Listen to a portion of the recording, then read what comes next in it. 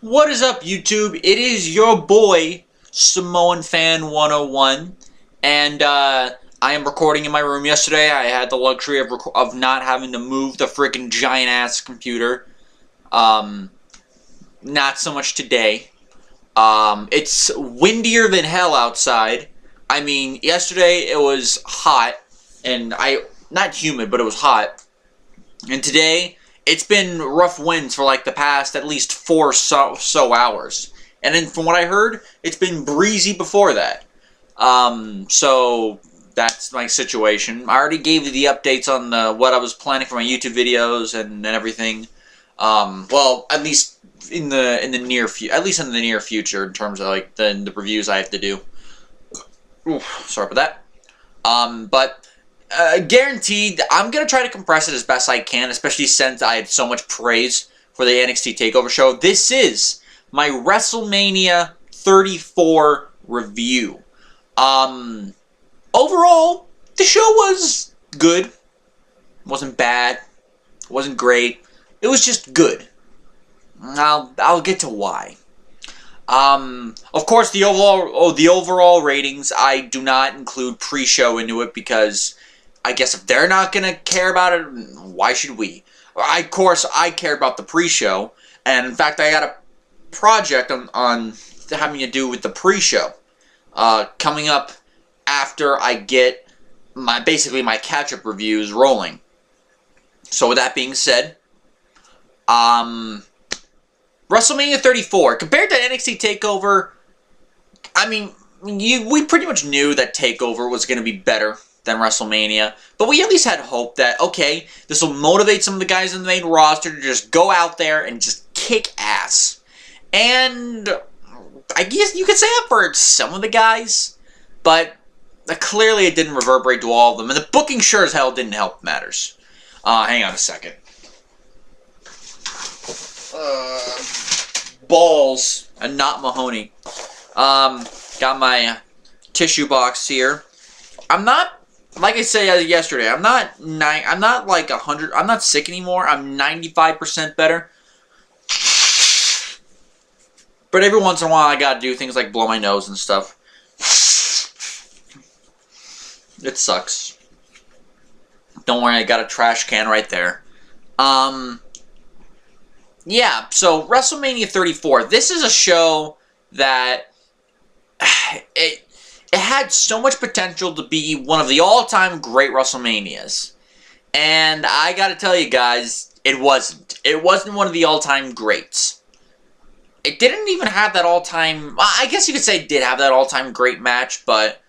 I compare this show very similar to WrestleMania 22. Wasn't a bad show. I mean, it was a good show, but my God, could have been so much better. WrestleMania 22 and WrestleMania 34 share that distinction. And to a certain degree, WrestleMania 32 does as well. But anyway, WrestleMania 34. Okay, so this was by far the most stacked show that WWE has done for some time. And by the way, I have to just say this. On the commentary, Raw, on the Raw commentary, I think when they were talking about the greatest Royal Rumble, which, by the way, I am going to review a regular audio review of the greatest Royal Rumble that's taking place in Saudi Arabia. It's going to air on the network, and we're going to find it and watch it online. And I remember they mentioned it's going to be the most stacked WWE card since, well, WrestleMania last night. And it's like, it's like barely a month will pass by. Idiots. That was a dumb line on commentary. And not surprisingly, it was made, I think, by Michael Cole. Actually, no, I think that was on Smackdown, and if so, it was probably made by Byron Saxton, who just sucks at his job. Anyway, the WrestleMania had, I'm looking at the list here, 14 matches. I'm going to repeat that. 14 matches.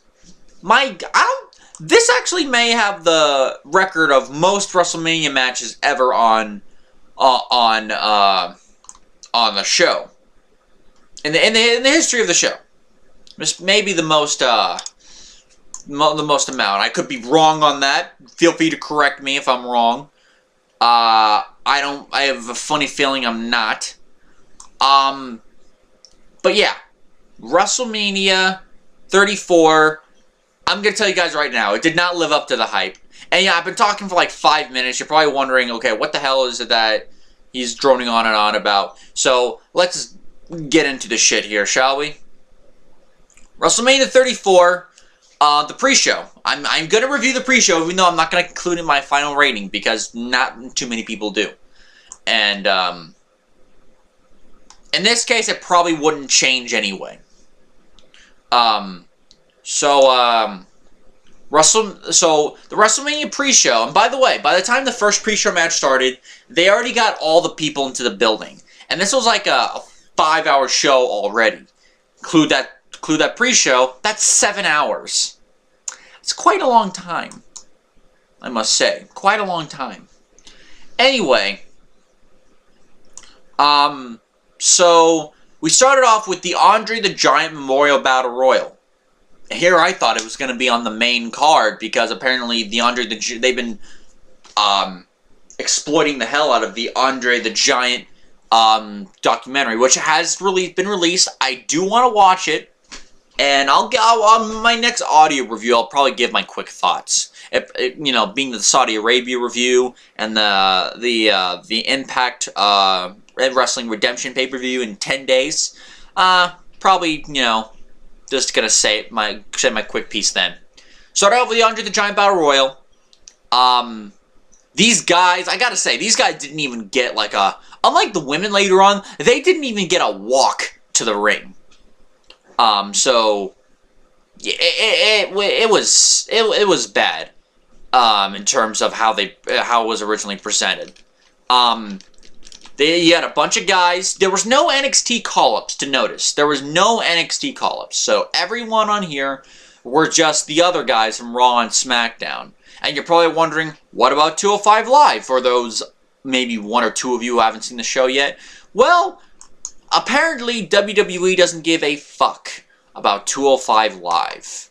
At least, because the only cruiserweights who made it on the show were Cedric Alexander and Mustafa Ali, and they weren't even on the main card. I'll get to that in a minute. So yeah, it was, in my opinion, kind of insulting. So we had a bunch of guys from each. It was basically all the guys who had nothing better to do. Although the winner did make sense. We had a bunch of guys from the Revival, a bunch of tag teams that you knew were gonna be there. Apollo and Titus O'Neil, Titus Worldwide, the Miz Taraj, Dolph Ziggler, Ty Dillinger, Sin Cara, who we haven't seen since November during that brief feud with Baron Corbin on TV. Kurt Hawkins, again he lost. Zack Ryder, the Fashion Police, Aiden English, who I think, if I recall correctly, the people booed when he was eliminated, so, fuck us, I guess. Mike Kanellis, the former Mike Bennett, was here. We haven't seen him on television since going back to the summer at least. Probably goes back farther than that. Because he had that one match with Sami Zayn on pay-per-view, and then he was never heard from again. There was R-Truth, who looked completely out of place, and not at all like the R-Truth of even a few years ago. So, why don't they just fire R-Truth, unless they just want to make him an agent? I don't know. A bunch of people were eliminated. I'm not even going to go through the specifics, unless, of it. A bunch of people came down to the wire near the end when Kane, of all people, started eliminating everybody. He eliminated the Miz Taraj by himself. He eliminated Sin Cara, and I only remember the Sin Cara elimination because, as per the storyline, John Cena was sitting in the front, near the front row, or in the front row, whatever you want to say. He was sitting in the crowd watching as a fan. He wasn't even wearing his John Cena gear. He was wearing a regular old t-shirt and a pair of pants. I haven't seen John Cena wear pants since the Royal Rumble from 2003. And that was 15 years ago. Yeah, try figuring that one out. Now you remember he competed in that match with pants. He looked completely out of place. So yeah, there was that. And I think the reason why I even brought up the elimination is because the camera, and they did this up until the Charlotte Asuka match. They panned the camera to John Cena, and then it all of a sudden went back, and I hated it, mainly during this match, not so much during the other matches, but during this match because we're missing the action. You don't. The Battle Royale is a kind of match where you don't want to pan away from the ring, because when you do that, you tend to miss something. Of course, in the pre-show, there were commercials. I hate the commercials on the pre-show. So Kane eliminated a bunch of dudes. Heath Slater was eliminated. He apparently lasted a lot longer. I looked up here in my notes. He lasted longer than I thought. Dolph Ziggler, he was eliminating some people. I thought, we were coming down to the wire. We were coming down to Kane, Mojo Rawley. And I remember this too. And, oh, by the way, I gotta bring up this elimination. Zack Ryder was going for his woo-woo-woo kick. All of a sudden, Mojo Rawley comes like a bat out of hell and just, hits him over the rope, over the top rope with a pounce to the floor. That, I have to admit, was pretty awesome. So we were coming down the wire. We were down to Dolph Ziggler, Matt Hardy, Woken Matt Hardy, I should say, Kane, Baron Corbin, Mojo Rawley, and Ty Dillinger. And I was thinking, okay, out of these guys here, the only one who has any chances of winning were Matt Hardy, Dolph Ziggler, and Ty Dillinger. And I knew they weren't going to give it to Dillinger, considering how little they've used him as of late, which is to say, have they even used him at all? Dillinger, of course, got eliminated. Kane was eliminated. After eliminating Dolph, that made me sad, and I said to myself, Matt Hardy has to win. So Kane was eliminated by Baron Corbin, so we were down to Mojo Rawley, Kane, and Matt Hardy. Not Kane. Mojo Rawley, Baron Corbin, and Matt Hardy. And, of course, both of them, the other two guys being former Andre the Giant Memorial Battle Royal winners. Matt Hardy, it was basically briefly 2-on-1, although Rawley, I think, turned on Corbin and they attacked each other. But then, when they were about to go after Matt, we saw the familiar Bray Wyatt blackout. Bray Wyatt's music, not music, but like that blackout. Stupid bug, I hate bugs. That blackout theme, a sound effect again. He was in the ring. He attacked Baron Corbin. He attacked Mojo Rawley with his help. Matt eliminated Mojo. Bray Wyatt attacked Corbin. Corbin ended up hitting him with the End of Days. Matt Hardy then hit him with the Twist of Fate and then eliminated him. So apparently, because if you guys haven't seen not the final deletion, but his little final deletion stint with Bray Wyatt, it's actually very entertaining. Not as good as Final Deletion or even Delete or Decay, but still very enjoyable. Bray Wyatt was knocked into the lake of reincarnation. For those of you Broken Universe fans, you know what that is. So now, Bray Wyatt is now a babyface and is working alongside Matt Hardy, as we plainly saw the next night on Raw. I think it was just good. And you know what? And I've said this going back to when they turned him babyface the first time. The best thing for his career is a face turn.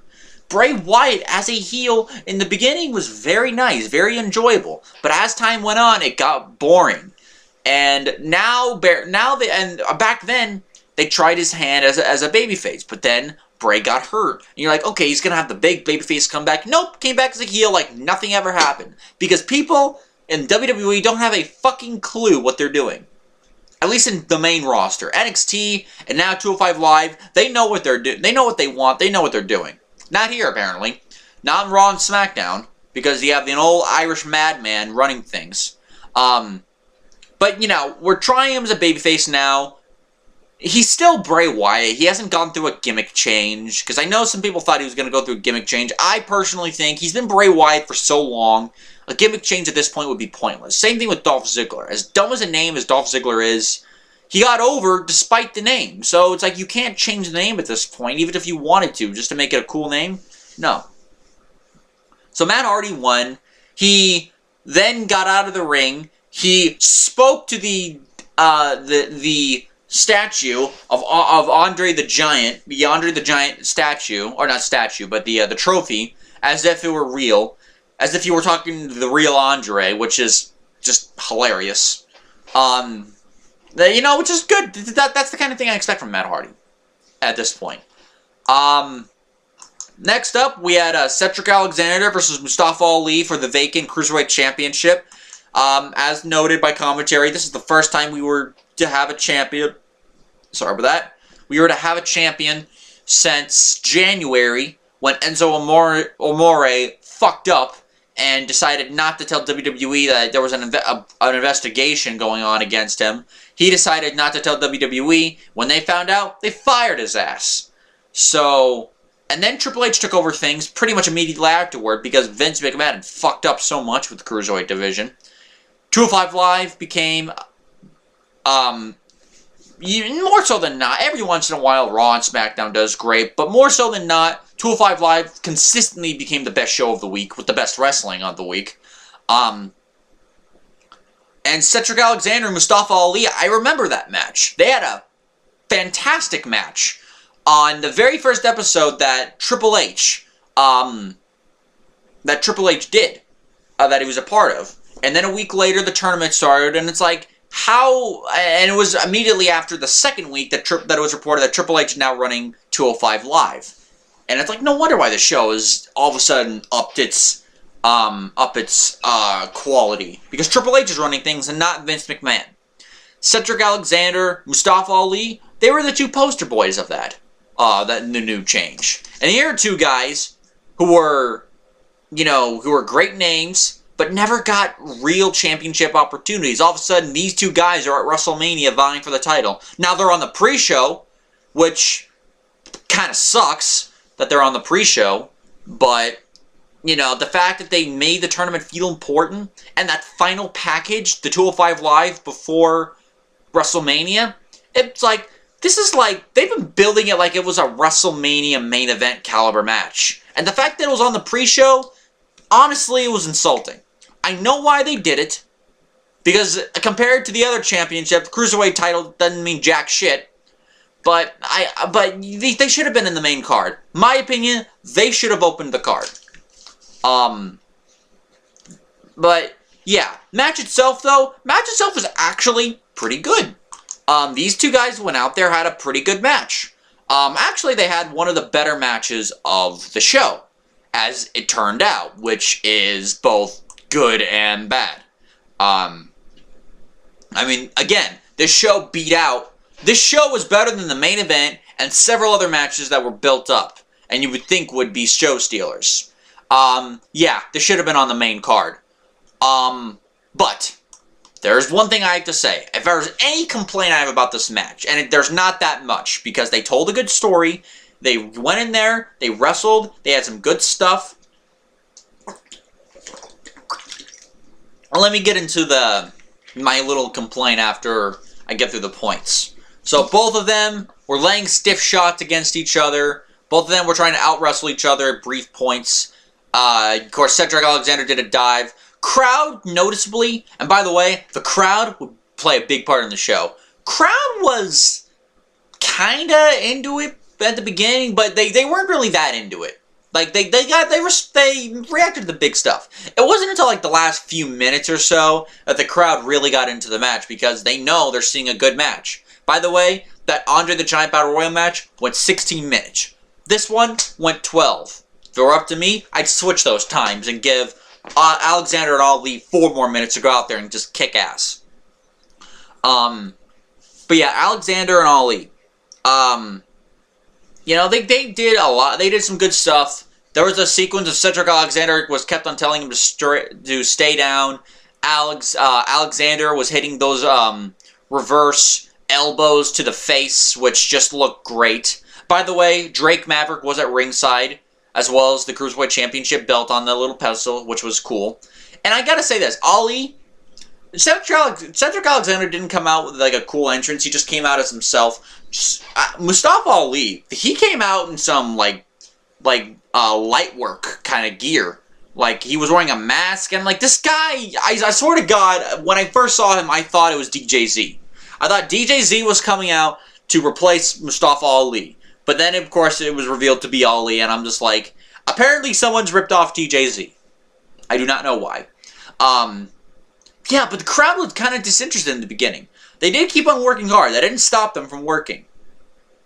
Ali, near the end, went for the 054. That's his inverted 450 splash. He went for the 054. Alexander put his leg on the rope. Ali went for another 054. Alexander got out of the way. Then he hit those elbow strikes. And eventually hit him with the lumbar check and won the match. This was a pretty good match. Like I said, turned out to be one of the better matches on the show. Which is a testament to these guys, and really more so an indictment on the rest of the crowd. On the rest of the card, I should say. Why did I say the crowd? The crowd itself, though, near the end, you know, they got into it.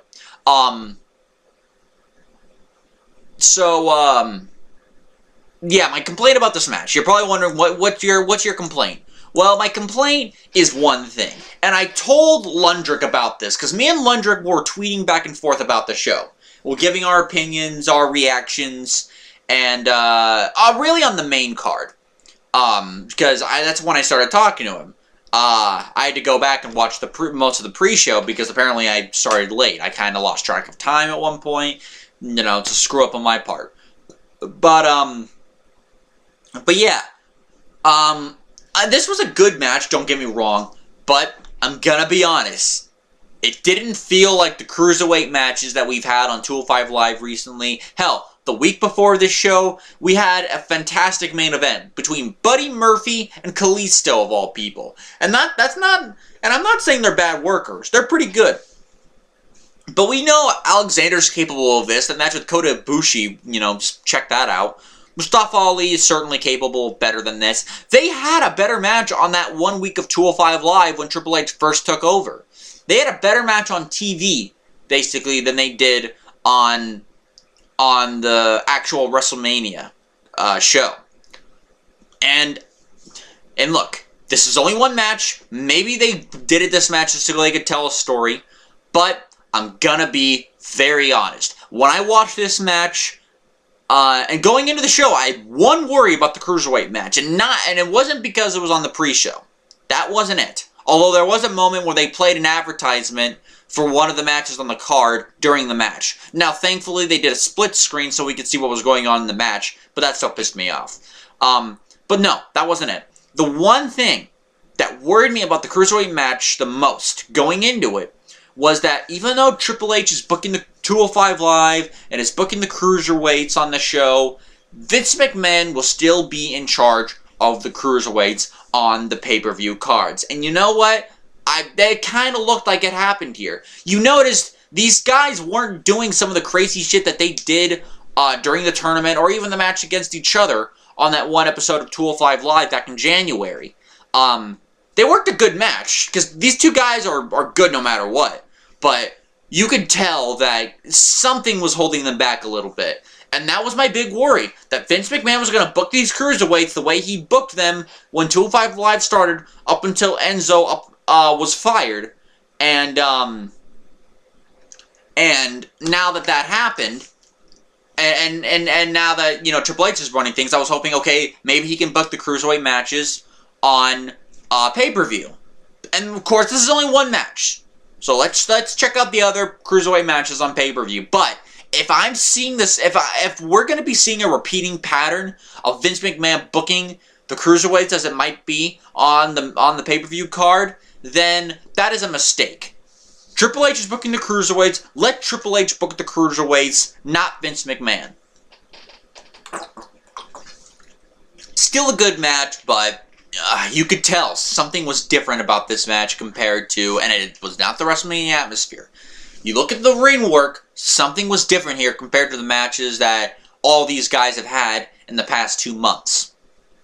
WrestleMania Women's Battle Royal, the Fuck the Fabulous Moolah Battle Royal is what I've heard it to be known as, which was just amazing when I heard that.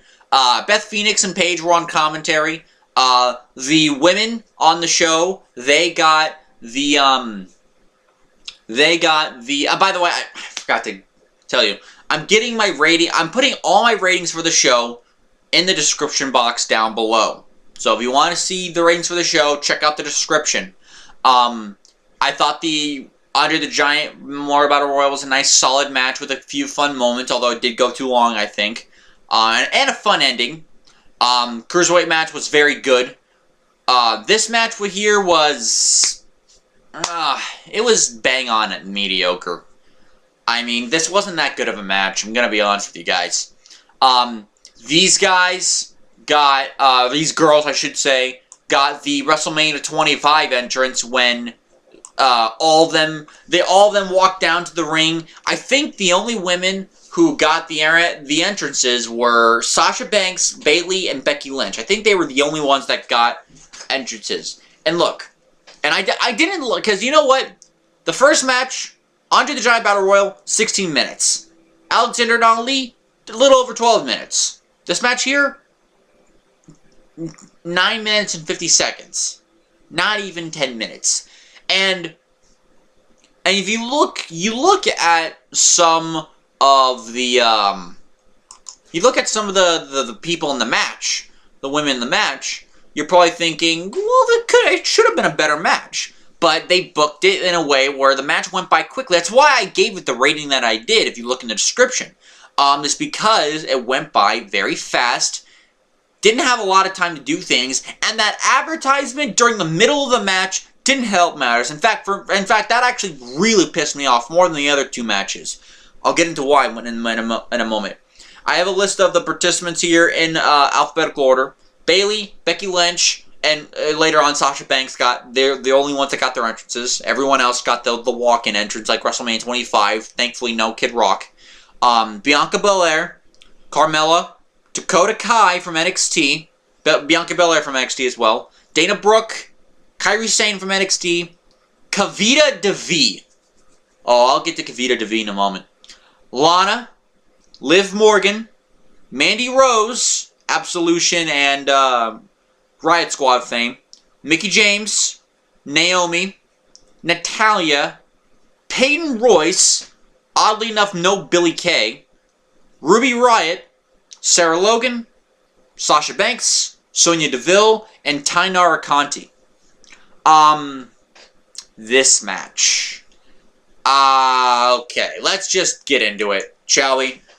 First of all, and unlike the men's match, these women had not a memorable, but a little bit more of a memorable beginning instead of just brawling. Carmella was in her little swimsuit, which I swear to God, if you just push it, if you blew in the wind, you could see her vagina. That's not on my fault, that's on Carmella. Because of her stupid gear. What was wrong with the other gear when she was wearing that top and pants? What was wrong? She basically stole Lana's gear. So, you know, and because it's Lana, I'm gonna say this. Fuck you, Carmella. Anyway, Sonya Deville eliminated Carmella after every woman in the match ganged up on her for talking too much shit about the Money in the Bank briefcase. Mandy Rose then eliminated Dana Brooke when, for whatever reason, they pushed Dana in the middle of the group and all the girls ganged up on her. What the hell did Dana Brooke do? She was just pushed in the middle. Then that's when things broke down. Women left and right were eliminated. There was a spot that was kind of neat. That the NXT women, there was like 5 or 6 NXT women here. The NXT women all kind of fought back against the main roster, and briefly, it was brief, but they got like an NXT chant going. A bunch of, and I remember Becky Lynch shoved Kavita Devi because she was wearing orange. I think that was like either her nation's colors, or that was also her colors in the Mae Young Classic. And I remember Becky Lynch like shoving her, saying, "That's orange. That's my color," because you know her color hair is orange. And I hated that. Look, I like somewhat quirky Becky Lynch, but when it makes you look like a jackass, don't do it. Just don't do it. I'm gonna push my chair up. Ugh. we go. So yeah, there was that. The Riot Squad, were ganging up on other people, eliminating people left and right. Apparently not Mandy Rose and Sonya Deville. They got eliminated, pretty early on. Which, you know, yeah, they got eliminated early on. We didn't even see their eliminations. And that was part of the reason why I hate the advertisements, because we never got to see their eliminations. I think we got to see all the eliminations on the men's match, not this one. There was a moment here, and I was going to say this. There was a moment when Kairi Sane, because the women had one of the... There was a moment when one of the women was being ganged up on by the NXT girls. They set her up so that way Kairi Sane could go do her top rope elbow. Right when she was about to do right when they were setting her up, they cut to commercial. That to me was bullshit, because that means we had to see on replay, slow-mo no less, that of Kairi Sane's hitting the top rope elbow. And we never even got to see her eliminated. We barely got to see her immediately after she was eliminated. But we didn't even get to see who did it. That to me was bullshit. There was another moment where Bianca Belair hit a 450 splash off the top rope. I have not seen another woman do that.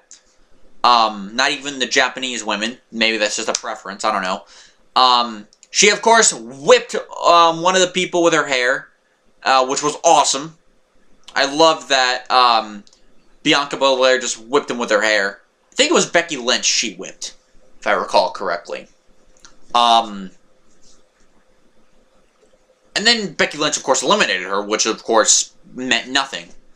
Taynara Conti was eliminated. Dakota Kai, who, for whatever reason, if you look at the... Unless you were really paying attention, Dakota Kai and Peyton Royce almost looked alike in this match. Because Peyton Royce went away. She got the boob job. I don't know why, other than the fact that they were promoted to the main roster 2 days later. So, of course, you get a boob job, you're on the main roster, and you get pushed. Only in WWE, man. Only in WWE. So there was that. She came back in this match. She didn't look all that good. Probably because she was just a little bit of the ring rust. She hadn't been in the ring because of the boob job. But eventually, Bayley and Sasha Banks, it was them against all the heels. Together, they eliminated Natalya, Liv Morgan, and I think Ruby Riott. And the final... I remember the final three, at least what we thought was the final three, was... It was Bayley, Sasha Banks, and Sarah Logan, of all people. Which either means one thing. One, they wanted... Two things. One, they wanted to throw up Sarah Logan a bone. Or two, maybe they see something in Sarah Logan that... You know, because there are some people who are not a Sarah Logan fan. But people tend to forget she was Crazy Mary Dobson on the Indies, and she was actually pretty good. So, she keeps working hard. She'll go places, I think. She'll probably be women's champion. So Sarah Logan was eliminated by Bayley. Sasha went for a handshake for Bayley. Because apparently Sasha's an idiot, Bayley threw her out of the ring like a dumbass. That Sasha is. We thought Bayley won the match, but then of all people, Naomi was in the ring. We didn't see Naomi for a lot of this match, and there's a good reason. Because they pulled the same shit. They pulled the same shit that they did during the Women's Royal Rumble. When you want some women to do some spots, instead of just laying on the ground or just staying out of the way, the women get out on the ring and they stay on the floor without being eliminated. So when I didn't say Naomi, I kind of figured she was eliminated. But she wasn't. And look, it's nice for certain moments. Like when Rusev did it in 2014, or when Santino did it in 2011. It was nice. It worked. Here, it didn't work because there was a commercial and nobody paid attention. And really, nobody didn't care about Naomi in this match. So Bayley looked at Naomi like a little lost child. She ran out of him. Naomi did the butt drop. I forget what they call it. and then Naomi eliminated Bayley. So Naomi won the WrestleMania Women's Battle Royal. You know, I'll say this. I didn't like the... Damn it. Hang on. I didn't like the finish. But, I will say this. I didn't like the finish, but I will say it was good for Naomi. She got a win here. I didn't like the fact that they gave it to Naomi when it could have been used for other people. It could have been used for someone on SmackDown who really needed it, like Becky Lynch. Because ever since Charlotte moved to SmackDown, Becky Lynch has played second fiddle and has been a background player ever since then, which is more an indictment on WWE and their booking than on Becky Lynch or Charlotte. So there was that. You could have had one of the NXT women here. You could have had Ember Moon debut here and win the match. You might as well have, considering the fact that she was on Raw the next night, beating Alexa Bliss like it was nothing. Which is a big win for Ember Moon. So there's that. We had... is there anything else? There was really nothing else. Oh, well, except for this. I mentioned this. Kavita Devi. Really? Really, WWE? You get rid of Abby Laith, who was one of the best women's workers you got, and you keep Kavita Devi? Because it was obvious when you were watching the NXT women in this match, there was a pattern. All of them were international stars except for one. Bianca Belair, I think, was the only American representative. Then you had Kavita Devi, who's Indian. You get Bianca Belair, Kavita Devi, Dakota Kai, who I think is from New Zealand. You got Tainara Kantu, I think is from Brazil, if I recall correctly. Peyton Royce, who I think she's Australian, if I recall. And, yeah, that was it. There was only... And Kairi Sane, of course. Kairi Sane, who's Japanese. So there was 6. Yeah. And Kavita Devi, look, and they even mentioned that, she was trained by the Great Khali. Well, there is something about that. The Great Khali fucking sucks. So, don't ever get trained by the Great Khali.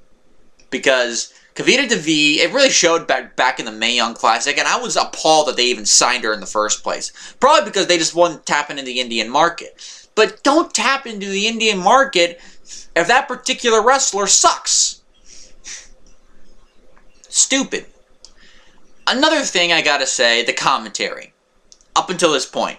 We had Vic Joseph and, I think Nigel McGuinness for commentary for the Cruiserweight match, which was very good. Nigel McGuinness is great, and Vic Joseph and him make a good pairing. Jim Ross and Jerry Lawler, they were fine on for the Andre the Giant Battle Royal. And they were accompanied by the Bozos, like Byron Saxton and those guys. I think, yeah, but Byron Saxton. They were accompanied by the Bozos, and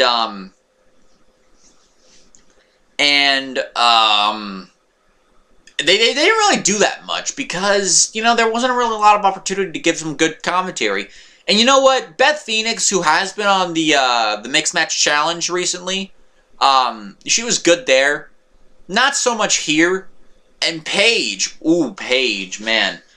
She did not... Maybe she's sick, but she did not sound good here. She sounded much better on the Raw the next night, but here she didn't sound good on commentary. I've heard her on commentary before. She can be pretty good. This was not her best night. So, then we go into the actual WrestleMania card. It's only taken me like 40 minutes to get to this. So, let's see how fast or slow I can get to that. This will, from now on, it'll be simpler, because of course there's shit going on previously.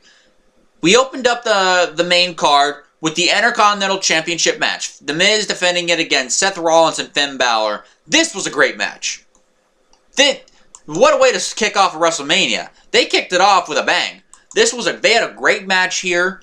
All 3 guys got time to shine. I did find it stupid that Finn Balor did not come out in his demon makeup.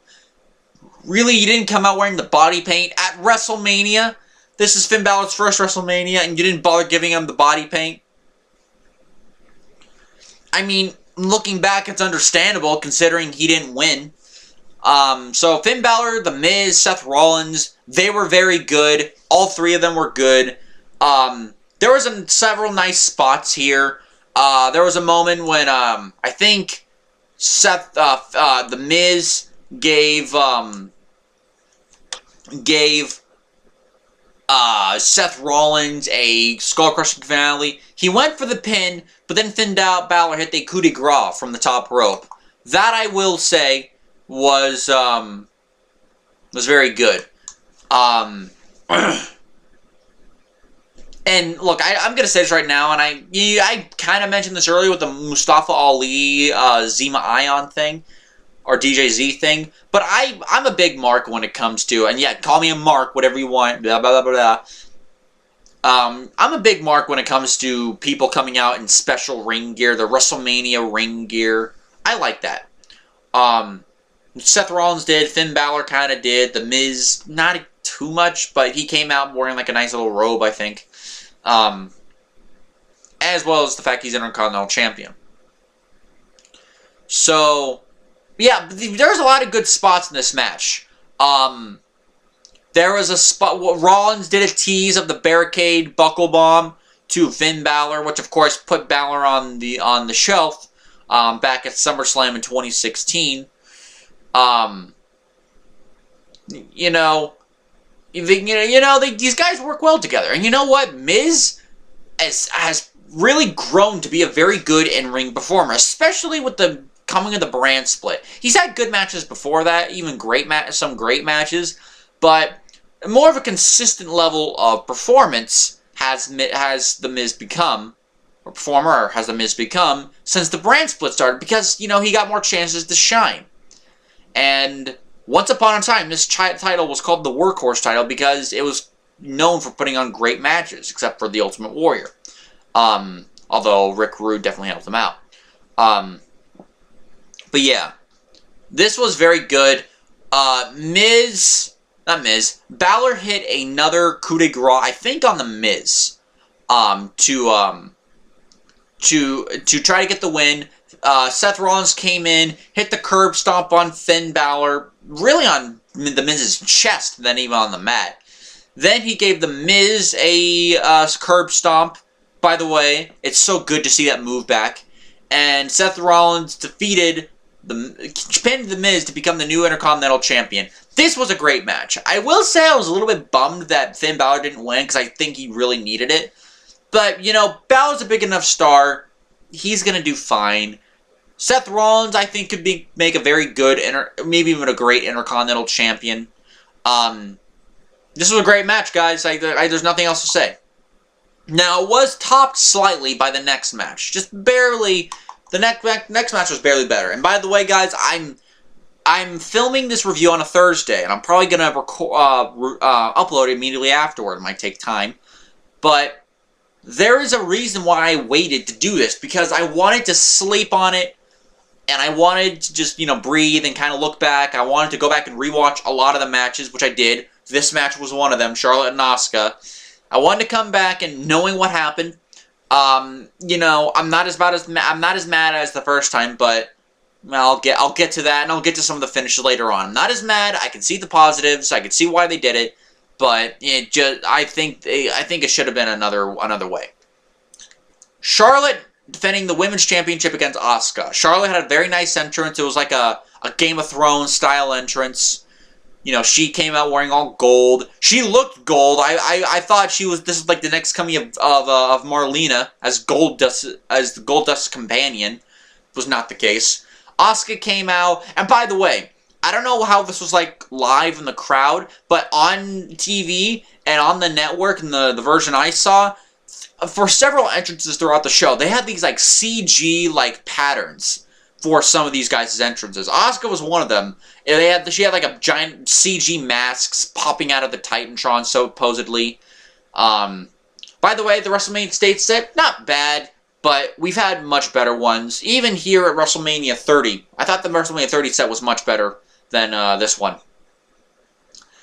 So these women had a very good match. There was a nice sense of urgency with Asuka trying to stay ahead of the champion. Charlotte was very good here as well. We haven't seen much of what made Charlotte so good previously. This we got, and I'm like, where the hell has this Charlotte been? We need this Charlotte throughout the rest of the year, not just from one show.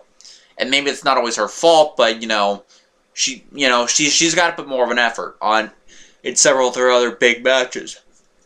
They worked a very nice match. One of my favorite parts of the match, probably my favorite parts of the match, was Charlotte. She puts either Asuka was already on top, but Charlotte went up to the top rope. Asuka was there. Charlotte was on the top rope. Asuka was on the middle rope. I don't know why she didn't just put Asuka on the top rope. Because it almost messed up here. You could kind of see like, oh, that could have been worse. But Charlotte busted out a Spanish fly from the top rope. That was awesome. I thought that was cool. That was a great spot. I've never seen women do a Spanish fly before. Maybe I'm not saying it hasn't happened. I just haven't seen it. I mean, it's so much better than the recent WWE women's matches have been. Now, there was a moment when Charlotte, I think Asuka went for the Asuka lock, but at one point Charlotte's arm got bummed out. Charlotte went for the figure eight, and then eventually had to make it a one-armed figure eight because her other arm was hurt. And then Asuka tapped out. I'll get into this in a second. First of all, match was great. I thought this match was a little bit better than the previous match. They didn't get they got less time than the guys did, which is surprisingly. Only 2 minutes. The first match went about 15 minutes. This one went 13 minutes. I do think this match could have benefited from having a couple more minutes. I will get that out there. But I know what they did this for a reason. And I said this to Lundrick myself. I said this to him. The only reason she probably has the championship is because Carmella has Money in the Bank, and they're not going to have Carmella cash in on Asuka of all people. And that's exactly what happened. The next 2 nights on SmackDown, she was attacked by Billie Kay and Peyton Royce, the Iconic Duo. Not Team Iconics, as much as I hate that name. The Iconic Duo, Billie Kay and Peyton Royce. She was destroyed by them. Carmella came out and won the championship, cashed in her Money in the Bank, and won the title. So, bon appetit, Lundrick. I told you, the only reason why Charlotte won is because of the briefcase, and well, looking back, it's not the only reason, but that's what I thought at the time. It turned out I was right. Because they're not going to have her beat Asuka. They're not going to have Asuka lose the streak to Carmella, of all people. Now, look, on one hand, if you were going to end Asuka's winning streak, and apparently the New Orleans Superdome, not the greatest building for streaks. 4 years ago, they ended the Undertaker's undefeated streak. Here, they ended Asuka's. Here's the thing: she didn't have to go a year to next year WrestleMania to lose. and if Asuka had to lose, she did it against the top female of the company, who was a champion, mind you. And it was at WrestleMania in a great match. So, consider if it had to end, it ended the best way possible.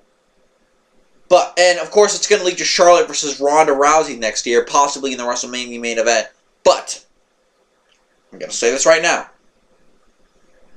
I don't think the streak should have ended. I think they could have had the streak going a little bit longer. And, Lundrick told me this. He said, well, you're not going to have her lose. And he didn't tell me this. He said this in his review. She shouldn't lose the streak at, like, Battleground, which, by the way, is no longer a show. Or basically one of the big pay-per-views. I don't think you had to do that. They've been making all the big 5 pay-per-views. And yes, Money in the Bank is now a member of the big 4. Now the big 5. I don't think you had to do that. There's the Big 5 pay-per-views. You could have ended the streak at SummerSlam. Had Asuka go up against one of the NXT women and have her lose the championship at SummerSlam. Simple as that. I think they could have done that. I think they could have done that. And look, and this was a repeating theme throughout the show. And I'm going to bring it up later with Shinsuke Nakamura. But, and why it worked for him. But, after the match was over, Charlotte, and Asuka was on the mic briefly and said that Charlotte was ready for Asuka, and they hugged. I did not like that. I think she should have turned heel and beat the shit out of Charlotte. That didn't happen. I understand why, considering what happened later in the night. But Asuka, I think, needs a heel turn. And I'll get into why later. Referee runs out. While the celebration, the end of the match is still going on, referee runs out to tell Cena that apparently Undertaker's here. He rushed into the ring, pants and all, and ran right past Charlotte, probably to get his gear on. I think they should have waited until after Charlotte, Charlotte was, you know, gone from the ring and ringside and was in the back. I think they should have waited. Really, it's just a minor nitpick. It's not gonna matter really. Next match was the United States Championship match, but it was champion Randy Orton against Bobby Roode, Jinder Mahal, and Rusev, who was added to this match at last minute, supposedly because Rusev asked for his release. He was denied. He was put on the WrestleMania card, and considering what they did with him, I would still ask for my release and say, fuck you, WWE, I'm gonna go somewhere else. And I'm going to prove to people that I can be a top guy, or at the very least, I can be better than what you're having me doing. This match was decent. It was good enough. It was solid enough. It was okay. There wasn't a lot to talk about in this match. There wasn't like a lot of spots, so to speak. Originally, this could have been a one-on-one match between Roode and Orton, which could have had either guy turn heel, preferably Bobby Roode.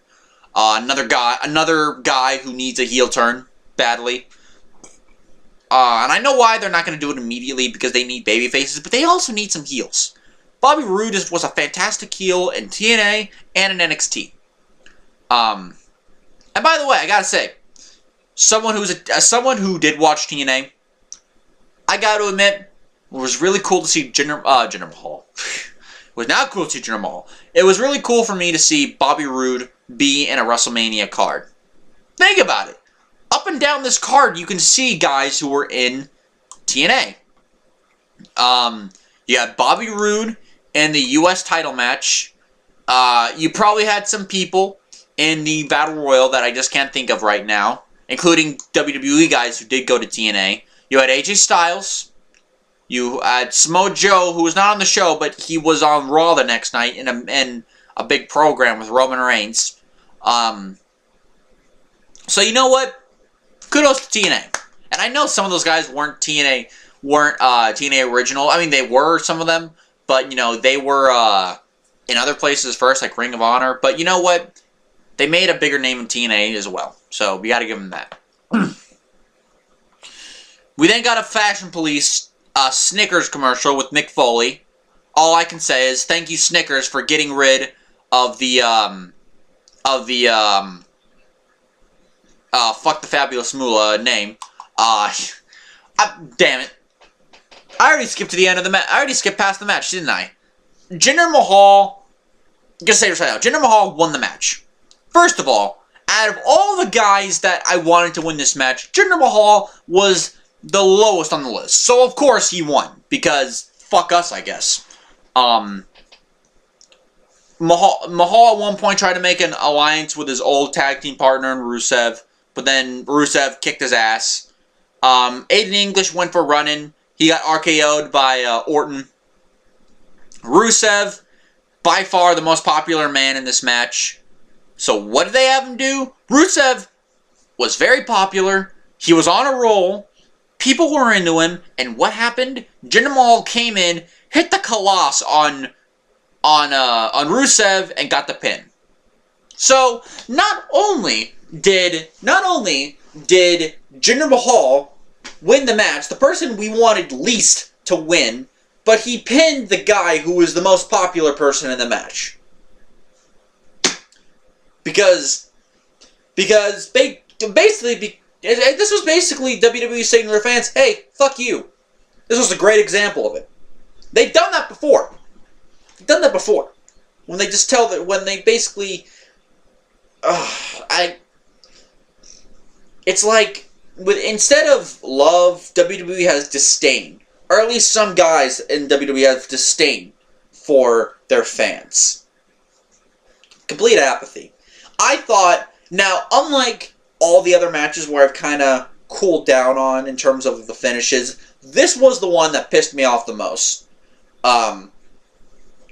This one still pisses me off the most because it's like, you had the guy who's least popular, nobody gives a shit about, pin the guy who's most popular, because screw us, I guess.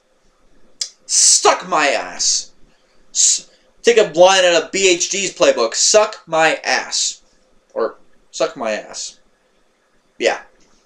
Then we got the Fashion Police segment, which didn't last long at all. I didn't really pay attention. Then we had what I thought was the match of the night. Kurt Angle and Ronda Rousey against Triple H and Stephanie McMahon. We had, of course, we had,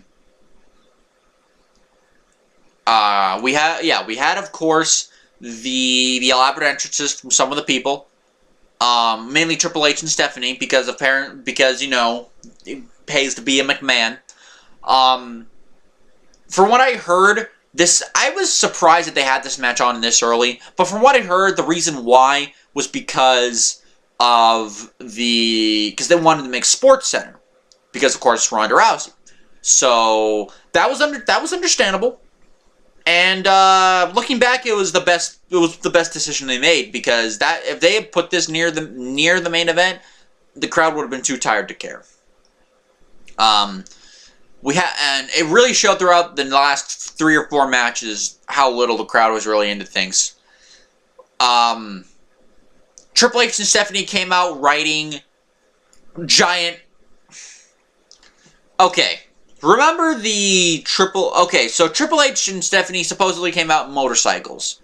But because, at the very least, Stephanie does not know how to ride a motorcycle, the prop people that was with them,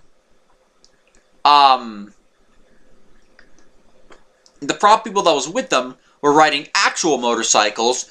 Triple H and Stephanie came out riding basically big tricycles. And no, not trikeys like for little 5-year-olds, like giant tricycleized motorcycles, basically. It's the best way I can put it. It almost looked like a giant car, is what they were riding. It's almost like a 3-wheel mini car is what they were riding. And speaking of prop people, I forgot to mention this earlier. During the Charlotte entrance, if you were ever wondering who those 3 guys under those gladiator masks were behind Charlotte, they were Tino Sabatelli, Riddick Moss, and Dan Matha. I did not see the back knee on this guy, so maybe he was working on that. So I just want to say that Triple H, Stephanie came out in their elaborate entrance. Gotta admit to Triple H, and look, it probably has also to do with the drugs, because clearly part-time guys are not under the wellness policy of the other guys are. Triple H has a history of doing drugs. CM Punk straight up called him out on it back in 2014. So, thank you, CM Punk, by the way. But even so, he's still in pretty damn good shape for a guy who's 48 years old. And that probably has everything more to do with possible steroids, whatever he may be taking. Angle still has a brace on his right thigh, which he injured apparently a while back. I think he injured that right before the Survivor Series pay-per-view in a house show. Because they needed him at like the last minute, because there was nobody else.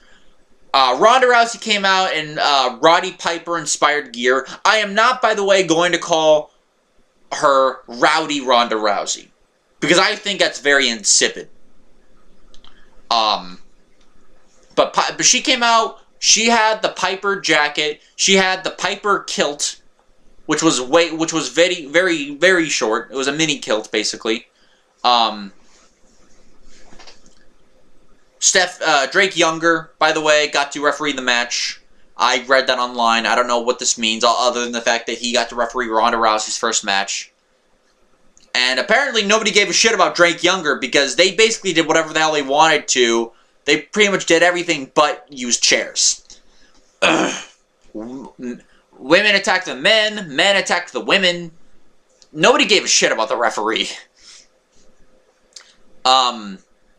These guys, this was the best match of the night.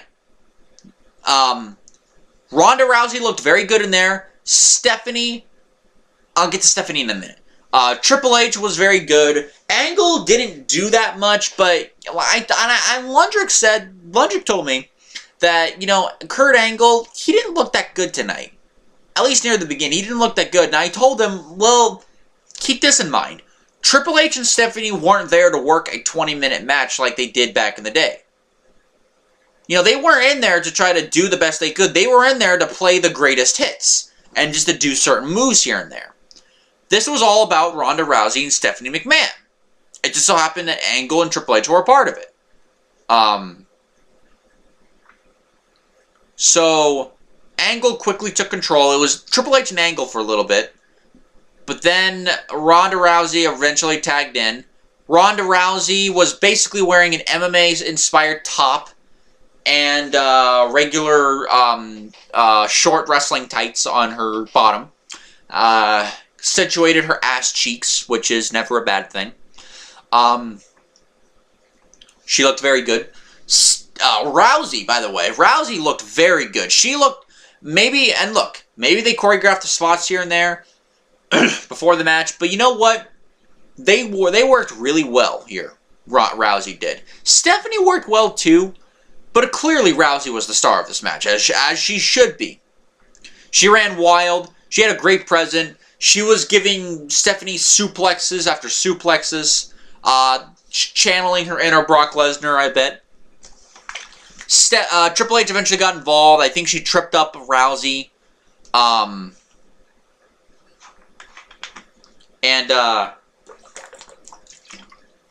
then Kurt Angle went in the attack. There was a moment when Ronda Rousey, basically said, come at me, bro, to Triple H. And then, in some of the most hilarious yet best-selling I've ever seen, Ronda Rousey beat the shit out of Triple H, punching him to the corner. The way Triple H was selling it was just fantastic. It was amazing. Angle and Triple H later on battled on the announce tables. Stephanie, when Triple H was getting the crap kicked out of him by Ronda, went in there and slapped him, then ran away like a little bitch. Well, every bitch gets caught and then gets their ass beat. Fuck. That didn't sound right. I'm sorry. I'm sorry.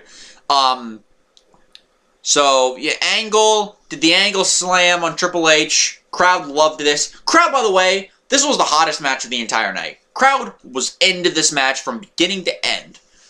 Probably because they were very surprised that Ronda was even coming out this early. Or the Ronda match. Triple H hit a pedigree on Kurt Angle, but then Ronda Rousey broke it up. Triple H threatened later on to hit a pedigree on Ronda. I gotta mention this earlier in the match. I think after the pedigree spot on Angle, Ronda hit it was like a Hurricane Rana or just a regular Rana spot and an armbar on Triple H. That was awesome. Stephanie tried to choke out Ronda. Angle then had an ankle lock on Triple H. Stephanie had an armbar Ronda had an armbar on Stephanie. Triple H rolled through, angle ran right into Ronda. So broke up both submissions. They posted their opponents. Then they looked for simultaneous pedigrees. Both of them got foiled.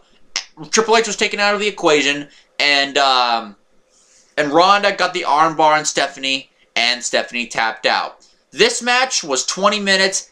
Didn't feel like 20 minutes at all. It zipped by in the best way possible. This was a great match. Ronda Rousey, we thought she was going to look good. We didn't think she was going to look this good. If she looked this good in her first match, yeah, granted it was a mixed tag, so they did it to protect her. If she looked this good in this match, I shudder to think what she'll look like when she's a true pro and she's really getting the hang of things. I hate these bugs. It's bug season, guys. Hate it. Hate it. This was a very well laid out match. Considering Triple H is a part of it, I'm not surprised. Triple H probably had a lot of input in this match and how it was booked.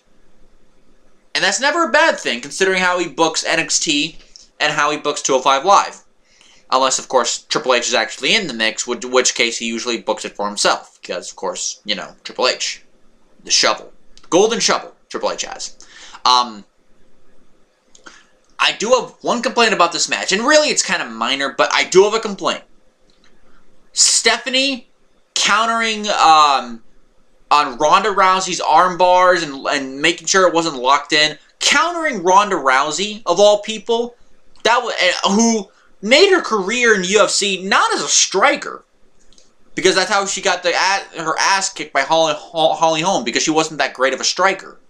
And supposedly other reasons, but from what I heard from UFC fans, you know, they've said that, yeah, Ronda Rousey, as good as she is mat wrestling based, striking is not her strong suit.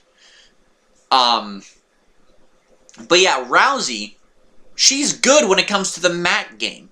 Seeing Stephanie McMahon of all people counter that was who could possibly believe that? That is the only complaint I have about this match, and other people had it too.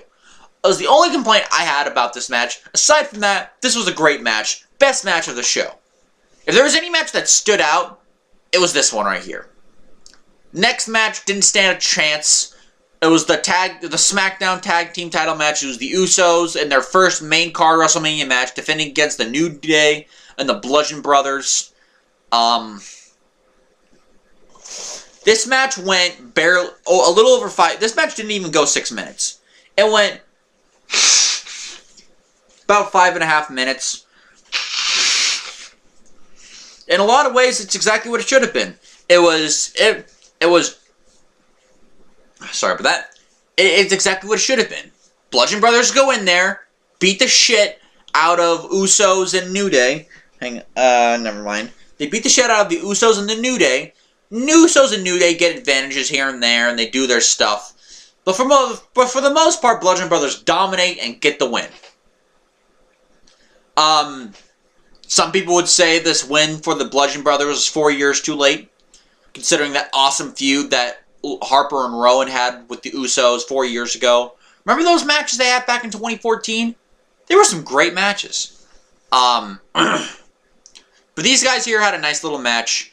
Usos will, by the way, face Bludgeon Brothers for the titles at the greatest Royal Rumble ever show, which, by the way, is 1992. It's not this year. Cena came back out in his ring gear, but another referee came in to tell him that he had his own referee with him, but another referee came in to tell him that Taker apparently wasn't here. Considering what happened a few minutes later, I don't know what this referee was smoking. He went out. Cena was about to leave. Lights went out. Elias was here, sang his little performance, which was nice. It was very nice. I love Elias. Elias is so much better on the main roster than he was in NXT, and I never thought I'd say that. Cena then had enough of his shit, came out from his seat, because eventually he did go back to his seat. Couldn't take any more of Elias's crap. He attacked Elias. I think he gave him a 5-knuckle shuffle. He definitely gave him an attitude adjustment. The crowd chanted for Undertaker. Cena leave looking like a sad sack. The lights went out again.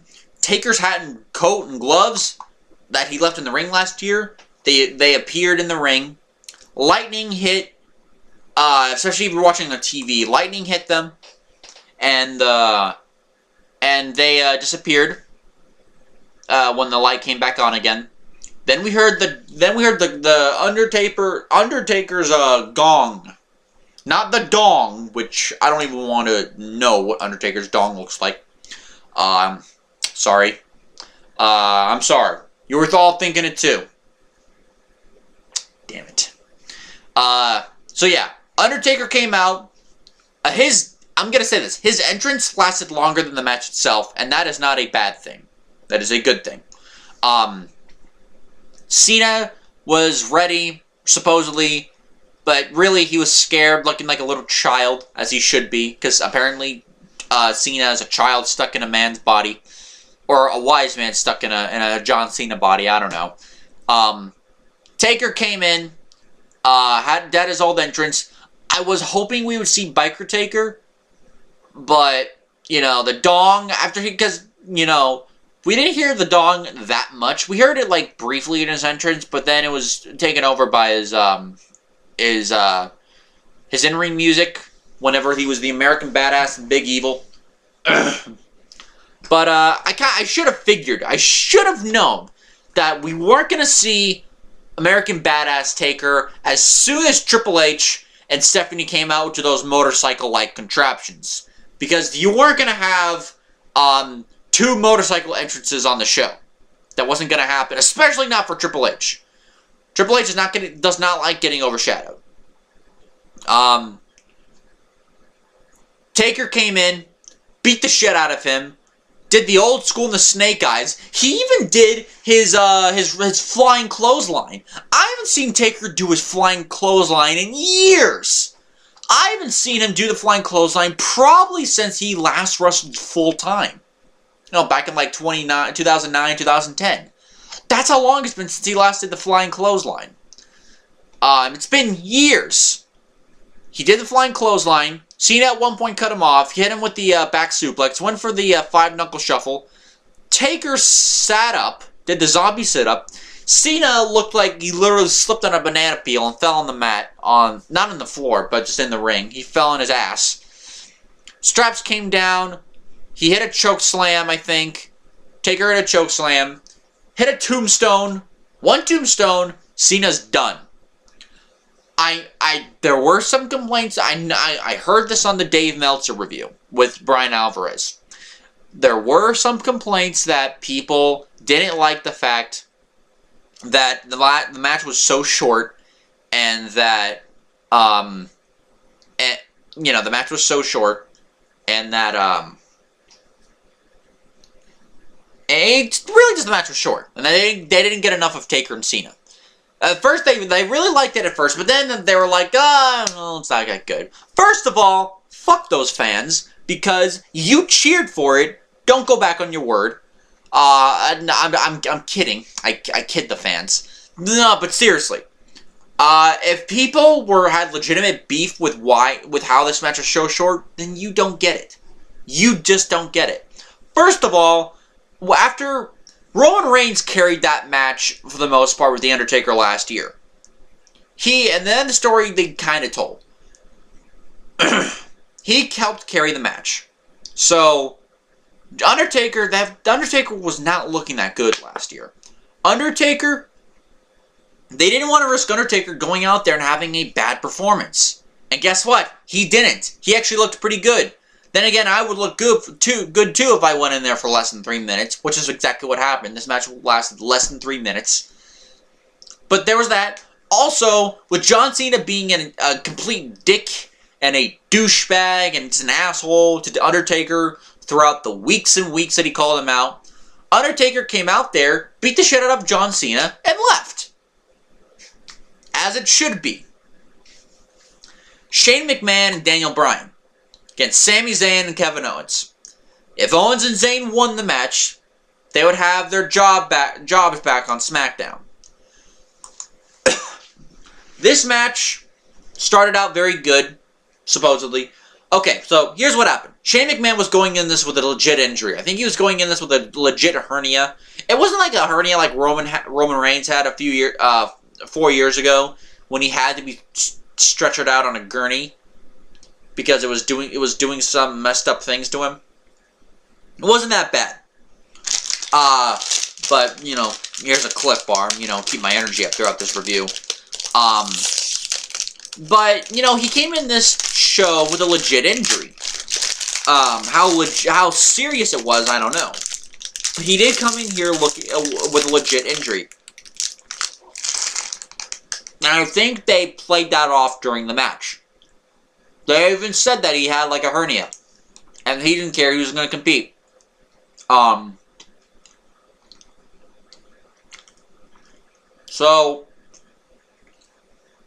But let's get into the real story of why I want to talk to us about this match. Daniel Bryan. The return of Daniel Bryan. When I heard Daniel Bryan was coming back, I was so happy. So happy. I was a big Daniel Bryan fan a few years ago. But going back to his run with Team Hell No. And remember, this was before I got into indie wrestling. About a few months after I got back into wrestling again back in 2012. It wasn't until 2013 that I got into indie wrestling. I started watching TNA.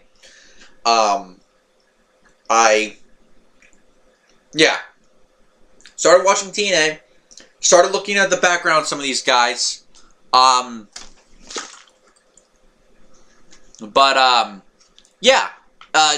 Daniel Bryan was very good. And I liked him going back to his Team Hell No days with Kane. And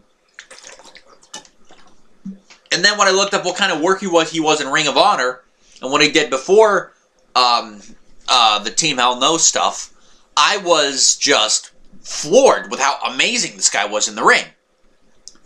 And when I heard he was coming back, I was so friggin' happy for him. So don't put me in the Daniel Bryan bandwagon. Oh, you're a bandwagoner like several other people are. You only got into it because of the Yes Movement. First of all, I didn't know about the Yes Movement until well into 2013, even though technically it started back in 2012. So if anybody calls me a bandwagoner, I'm going to say fuck you to them because they don't know what they're talking about. Secondly, and by the way, hang on, I better turn on my light just in case. Secondly, guys, there we go. I just wanted to see Daniel Bryan in the ring again. I was like everybody else. I thought the only way we were going to see Daniel Bryan back in a wrestling ring was back in Ring of Honor or in New Japan, where he was probably going to kill himself. And then he got himself cleared. And look, and I saw it in this match, and I also saw it in the match with AJ Styles. Pretty good match, by the way, on Smackdown. There's two moves that were missing from his arsenal that he used, that he would frequently use before that.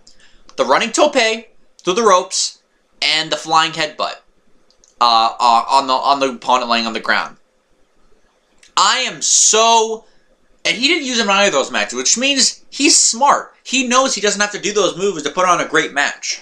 Or if he does do those moves, do it in special matches. Don't do it,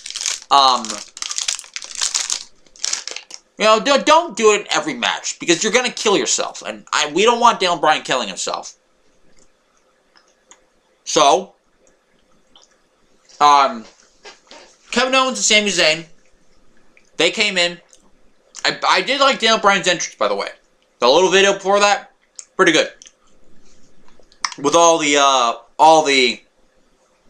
Yes Movement videos, at sports events, high schools, various events throughout the world. It's like, finally, they're acknowledging us. I'd say that, but look at Rusev earlier in the night. Yeah.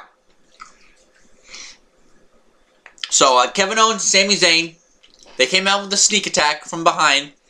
They had Daniel Bryan with an apron powerbomb. And Bryan Alvarez.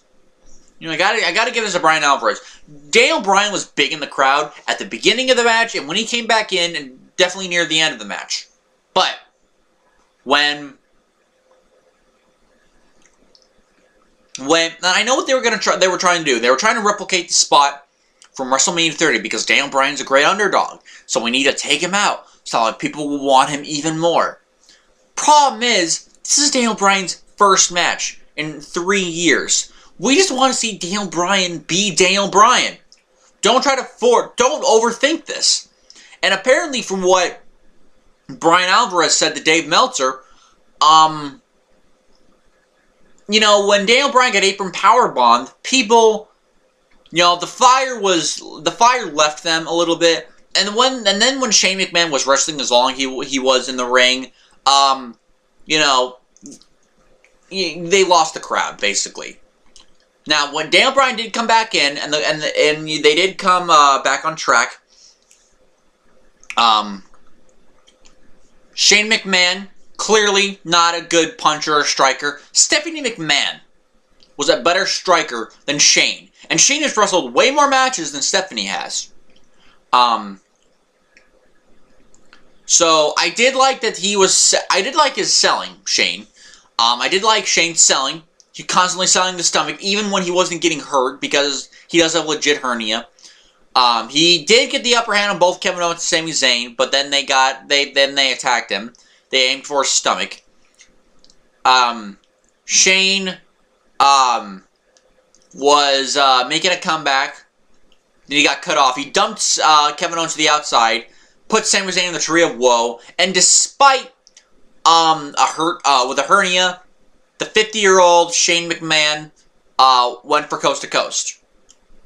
And he had diverticulitis. I gotta mention that. He also had diverticulitis, which is what ended Brock Lesnar's UFC career for a time. Shane got to play the hero. Shane got to be the star in the first few minutes of the match. That's not what the people wanted to see. They wanted to see Daniel Bryan. So I thought that was just stupid. The fact that they focused a lot more on Shane in the beginning of the match than they did on Bryan. It's like the first half of the match was Shane's match, second half was Bryan's match. They were setting up the hot tag with Bryan, because Bryan did break up a pinfall. He came in, got a hot tag. And when I say a hot tag, it's clear. Nobody here in the building gave a fuck about Shane McMahon. They came in to see Daniel Bryan. Shane McMahon got a hot, and when I say a hot tag on Daniel Bryan, I mean a hot tag. Bryan came in, beat the shit out of people, did his yes kicks. They even did a top rope Hurricane Rana. Basically, and I've noticed, and if you watched him wrestle, you noticed he was a lot more careful wrestling this time around. When he was doing his corner drop kicks previously, he would always just land on his head like nothing happened. Here, he would always grab the middle. Stupid bug. It's one little bug. It's small and will never go away. He would always do his corner drop kicks. You know how the running corner drop kicks, not the drop kick from the top rope. But the corner drop kicks. He would grab either the middle rope or the top rope and make sure he doesn't land on his head or his face. And when he did the top rope Hurricane Rana, he didn't just land on his head or land recklessly. He landed on his knees and his shins. So that way, you know, he was very safe with how he wrestled here. Kevin Owens eventually hit him with a pop-up powerbomb. Bryan kicked out. Shane took out Kevin Owens for a time. But Bryan I think Bryan at one point got haluva kicked. No, Shane got a haluva kicked earlier by Sami Zayn. Then Daniel Bryan broke it up. That's where Daniel Bryan came back into the picture here. Shane talked shit to Daniel Bryan because apparently throughout the match, the Sami and Kevin were saying it was all Daniel Bryan's fault. Daniel Bryan said, "Fuck that shit." Beat the hell out of Sami Zayn with the famous yes kicks, including a kick right to the face. Then he hit the famous knee strike, the knee, the running high knee to Sami Zayn, and got the yes lock on Sami Zayn, and Sami Zayn tapped out. Daniel Bryan in this match looked like he didn't miss a beat. This was a pretty good match. I was not expecting the two tag team matches on the show to be. Well, I was expecting this match to be better than the Rousey match. Turned out the Rousey match ended up being the best match on the entire night. This match was still playing like third or fourth fiddle. I mean, I got my ratings right here. Like fourth fiddle. He was playing fourth fiddle. Not even fifth fiddle. This was the fifth match of best match of the night, and personally, I might actually prefer Cedric Alexander and Mustafa Ali. I might give this match the edge, but I gave both of those matches the same rating. Still a pretty good match. By the way, many people brought this up, and I have to agree. After this match is when the show started to go downhill. By the way, I keep forgetting to mention this. I can't believe I even forgot. I've forgotten. Earlier in the show, I should say. When the pre-show, right when the pre-show was about to end and the main show was going to start, we got a Prince of Strong Style V2. You know, shout out to you, man. He sent me a picture on Twitter. Minoru Suzuki. Here, let me repeat that. Minoru Suzuki was at this show. And apparently he wasn't the only New Japan guy. He was there to watch his Nakamura's match with AJ Styles. Apparently, from what I heard, he wasn't the only New Japan guy there. There was Ishii. There was Hiroshi Tanahashi. Kazuchika Okada. Okada was there. Probably some other New Japan guys that I'm forgetting at the moment. But those were the three big names. And Ishii as well. He was at WrestleCon. Ishii as well. So, those names right there, I mean, like, man. And considering what happened later in the Braun Strowman match, I'm like, why wasn't one of them picked? Raw Women's Championship match. Was next. Alexa Bliss defending the title against Nia Jax. This was basically the small little bully making fun of the bigger, quote-unquote, fatter person. Nikki came out with Bliss in high heels. Nia Jax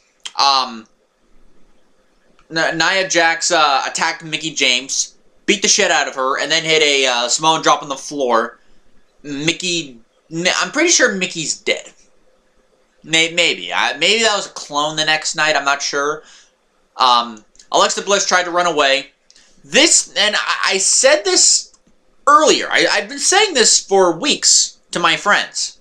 This match should only go a couple minutes at most. This match should be Nia Jax goes in there and absolutely murders Alexa Bliss and leaves nothing but a corpse in the ring. That did not happen. Not only did that not happen, they had a competitive match here.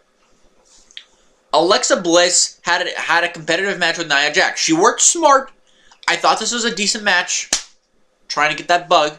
I thought this was a decent match, but I think it was the wrong kind of match to have. Notice how I said the same thing months and months ago back at No Mercy. Or TLC, when Asuka debuted against Emma, of all people. And the Asuka debuted against Emma, and Emma had a competitive match with Asuka. I love Emma, but it was the wrong kind of match for Asuka to have. Same thing here with Alexa Bliss. Alexa Bliss should not have been this competitive with Nia Jax, and it really showed because look what happened in the next match in terms of time. They really lost the crowd in the middle of the match. When Nia Jax was beating, and it really showed, the crowd wanted Alexa Bliss to just get the shit kicked out of her. They didn't want a competitive match. They wanted complete annihilation. And whenever Alexa Bliss was in charge, she didn't get a lot of heat. In fact, the crowd died. And Bryan Alvarez and the Saw Monster, who I also listen to frequently, Bryan Alvarez straight up stated, yeah, the crowd died in this, died during this match. Bliss monologued, which, of course, she paid for it. Jax overpowered Bliss, hit the Alabama Slam. Bliss tried to getting her in the eyes, because she got her in the eyes earlier in the match, and that's how she took advantage. She tried to get her in the eyes a second or a third time. Even then, Jax fought out of it.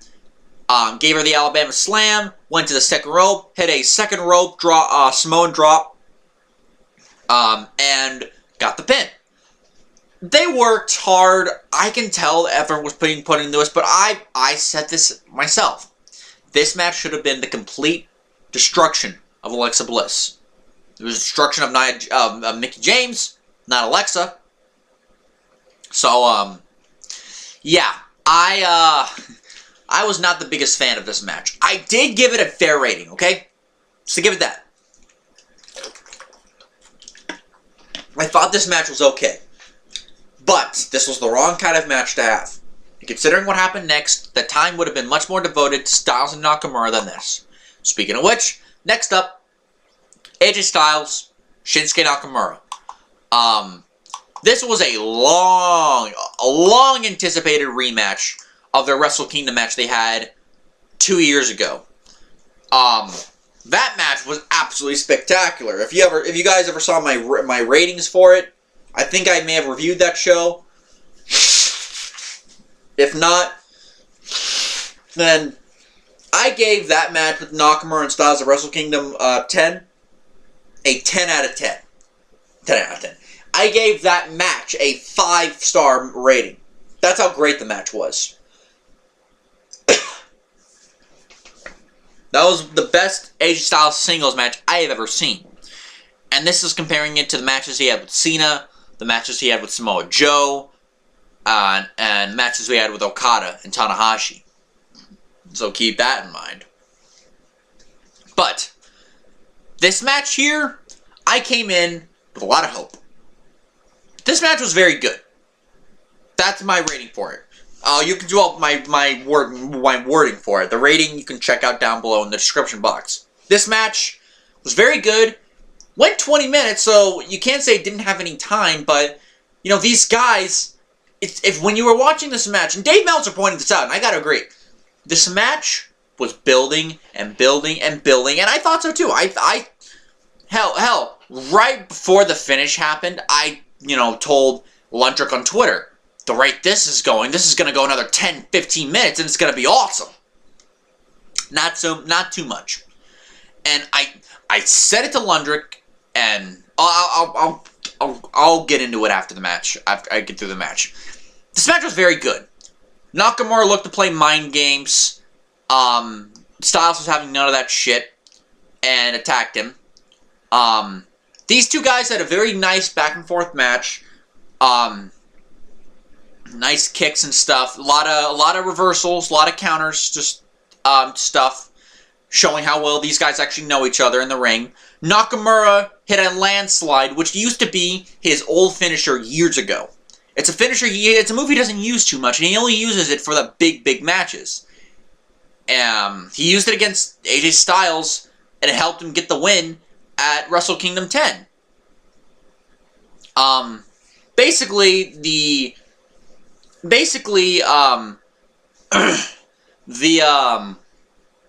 The landslide is basically kind of like a Michinoku driver. If you remember Chris Sabin's finish, Hail Sabin, it's basically Hail Sabin. That's what the landslide is. Great amount of water. My throat's gonna give out on me soon. Thankfully, I got some soda here. But yeah, there was that. Styles hit a phenomenal forearm later in the match. Got a nice near fall out of it. Went for the springboard 450. Was clearly off the mark on Nakamura's chest, but we can ignore that. Nakamura got the knees up. They went for the strikes like the old New Japan style strikes. And they used headbutts too. They were trying to get the crowd into this. And for the first few minutes of the match, this is the last match I went back to rewatch. This match here, they came back, they were doing the strikes back and forth, and the first few minutes, this match was hot. But for whatever reason, the match, as the match went on, they were losing the crowd. The crowd lost the initial interest they had in this match. Nakamura and Styles were trying really hard to get the crowd into this. But I think the main reason here, and there were two main reasons why. First of all, WWE fucked up the build-up because apparently they really wanted to focus on Reigns and Lesnar. Of course they did. Because they kept on saying, oh, this is a dream match. This is a dream match. But they're not telling us why it's a dream match, nor are they giving us any insight to their history together, or who they are. I mean, there was that one special on the network featuring Shinsuke Nakamura. We saw him in his life. We saw, him having to, how hard it was for him to uproot his family in order for his career to try to flourish in WWE. We saw him surfing, which is where the move Good Vibrations comes from. It's because he's a surfer. He's a surfer dude. Then they called him the Artist. Why? Does he do nice tapestries? I mean, shit, maybe he does, but I haven't seen it. And that has never been a part of his character before in New Japan. So WWE made that up on the spot. In fact, they did. I don't think they even called him the Artist in NXT. They did that when he went to the main roster. Of fucking course. But yeah, there was except for like the last week of TV, there was no real build to this match. Yeah, the title's on the line, but that was about it. If they had given us the special on TV, or at least given us clips, and had they also given us something similar to AJ Styles, and also talk about their history together, how they wrestled before, and that he wants to avenge that loss, that would have been very good. Styles, and now we come to the finish. Styles got the Kinshasa. Nakamura got the Kinshasa on the back of Styles' head after Styles hit a Pele kick. 1-2, Styles kicked out. He went for went for another Kinshasa, did Nakamura. Styles had a very nice roll through, I gotta admit. They countered the Kinshasa into a Styles Clash. That was very cool. Hit the Styles Clash. 1, 2, 3. AJ Styles retains the championship at WrestleMania. I said this before the Asuka match. I think the wrong person won here. And I slept on this, but considering what they did after the match and probably what they're going to have Nakamura doing, I didn't mind it too much. I just thought this was Nakamura's big moment. He won the Royal Rumble, and that's another thing. I forgot to bring it up to London. That's another thing that pissed me off. Asuka and Shinsuke Nakamura both won their respective Royal Rumble matches. And what happened? Both of them lost. They both lost like a bunch of goobers. I mean, they lost in pretty good matches, don't get me wrong. But they lost. I mean, it doesn't make the Royal Rumble look good. Let me say that right now. When you're Royal Rumble winner, supposedly going to WrestleMania, you're a big deal. Neither Royal Rumble winner main evented the show. And both of the winners lost. At least if Asuka lost and Nakamura won, or the other way around, I'd be okay with that. I'm like, okay, not everybody can win. I get that. But it just devalues the Royal Rumble in my opinion. Moving on. The match itself was very good. I gave it a positive rating. It wasn't a bad match, but I'm going to say it. This match disappointed me. Why did the Alexa Bliss Nia Jax match have to go as long as it did? And Styles and Nakamura, it felt like... You know what it felt like? It felt like as if... It felt like as if they were building and building, because you've seen in certain matches where the match reaches like a climax at a certain point in the match, and then they have a not as good finish, and it's like, this match went 2 minutes past its climax. This match was about 7 to 10 minutes before its climax. I was figuring the rate they were going, they were going to work another 10 to 15 minutes. They were going to give these guys real WrestleMania time. AJ Styles and Shinsuke Nakamura, in my opinion, got screwed here. Both of them got screwed. Nakamura got screwed out of a win. Both of them got screwed out of a truly great WrestleMania match. And I said this to Lundrick on Twitter, and I'll say it again here. TakeOver was one of the greatest shows I've ever seen. This match here, Styles and Nakamura, this was the only match on the entire card that I could feasibly see matching anything like we saw at TakeOver New Orleans. And what happened? They didn't deliver. And I don't blame them. I blame WWE for how they booked the build-up to this match. And I blame partially the crowd. But again, that goes back to WWE and why WrestleMania should not be 7 hours long total, including the pre-show. So yeah, it was really good, but very disappointing. Post-match, though, was not disappointing at all. Post-match had Shinsuke Nakamura. He handed Styles the championship. He was on his knees like a wedding proposal. I was sure they were going to make out in the middle of the ring. Thankfully, that did not happen. What did happen, though, Styles. Nakamura gave AJ Styles the Ric Flair style low blow. And what I mean by that is this.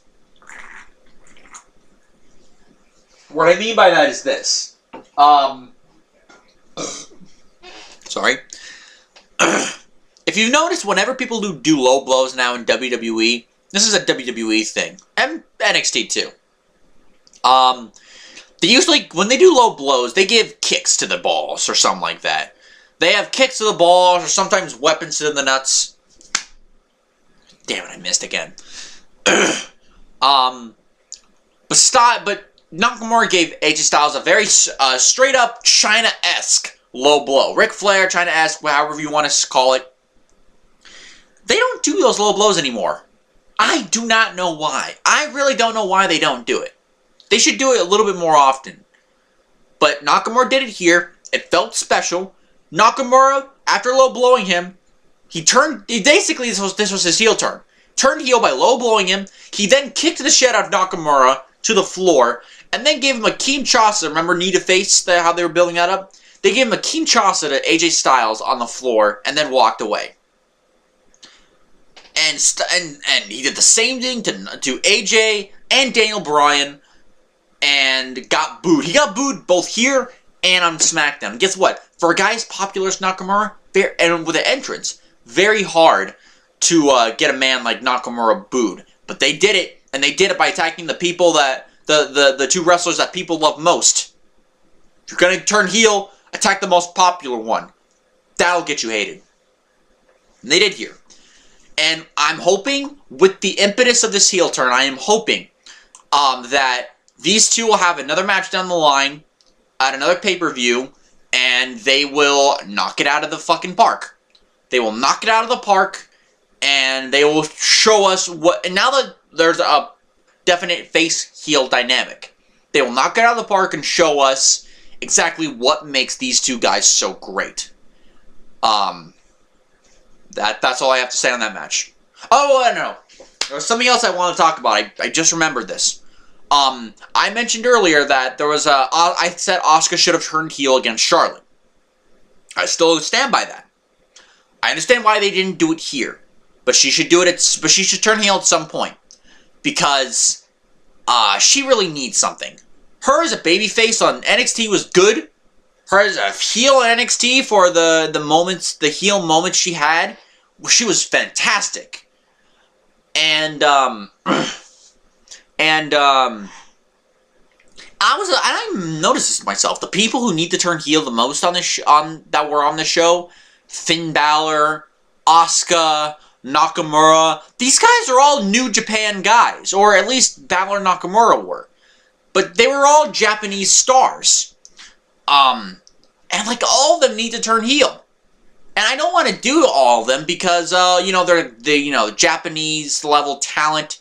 It's like, oh, the Japanese invaders or something like that. No. It has nothing to do with that. But, and I prefaced this, but, they need it.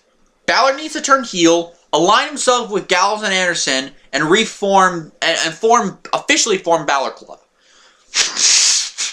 As a heel stable. Asuka needs to turn heel and beat the shit out of everyone in the women's division.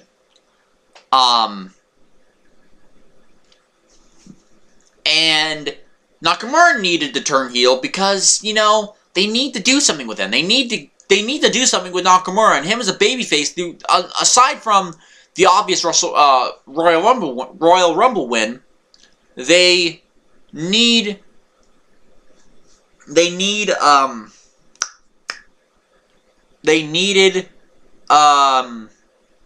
just a direction with him, and there was no direction with him. Probably because these people that run the main roster are fucking clueless and they have no idea what they're doing. They're blind. I've said this 1,000 times and I'll say it more. So that's all I have to say on that front. Raw Tag Team Championship. The Bar, Sheamus and Cesaro came out on a Mardi Gras float, which I have to admit was nice.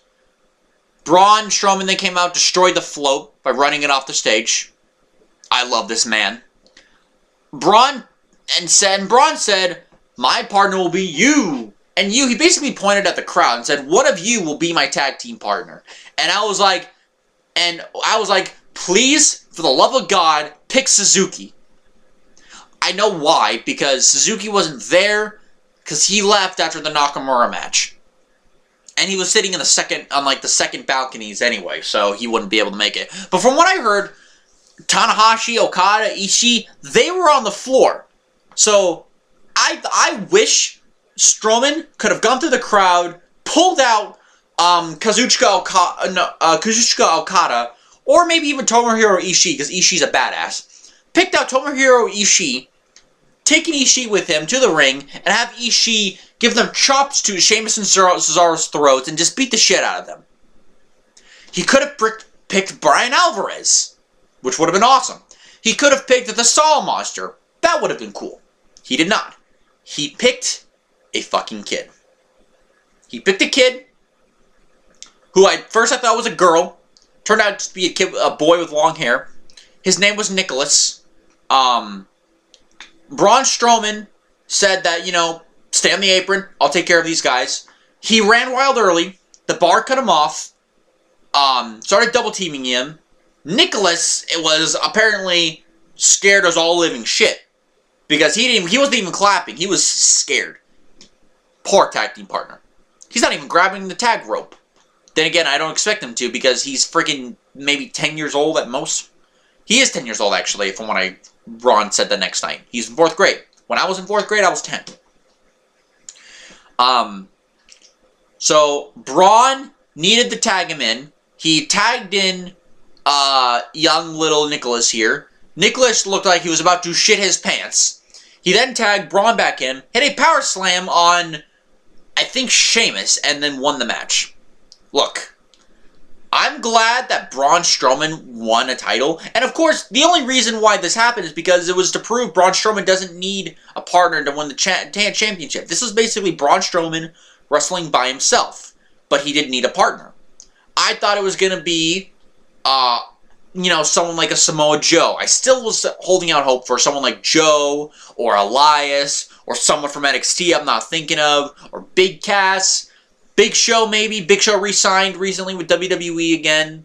Maybe it was a debuting star, not even completely bypassed NXT. Nope. It was Nicholas, who, by the way, wasn't until the day after I figured out that Nicholas is the son of, who is he the son of? He was the son of referee John Cone, who was refereeing this match.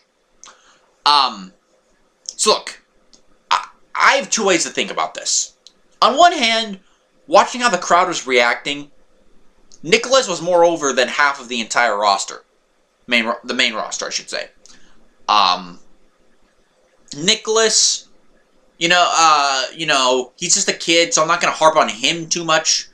The crowd was into it, so on one hand, I was entertained. But on the other hand, now you could say that Nicholas Cone was a Raw Tag Team Champion before a team like The Revival, or is a Tag Team Champion at all, Considering all the many tag team champions in history. That's a long history. LOD, Demolition, Edge and Christian, the Hardy Boys, the Hart Foundation, the